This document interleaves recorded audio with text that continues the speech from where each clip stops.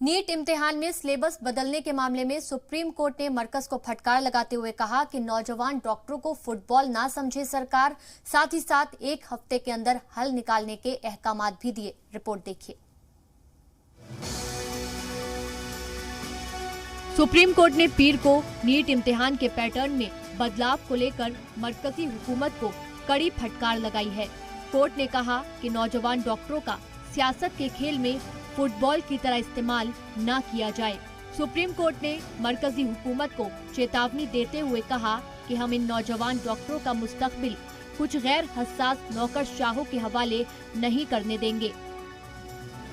साथ ही साथ कोर्ट ने ministry of health and family welfare, national medical commission और नेशनल बोर्ड ऑफ एग्जामिनेशन को अपना घर दुरुस्त करने की सलाह दी है।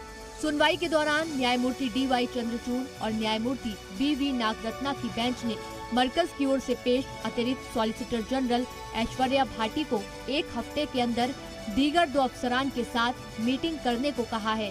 साथ ही बेंच ने कहा कि इम्तिहान के पैटर्न में बदलाव की बेहतर वजह बताइए, क्योंकि अगर हम मुतमईन नहीं हुए तो आपके बारे में उसी हिसाब से तबसरा करेंगे।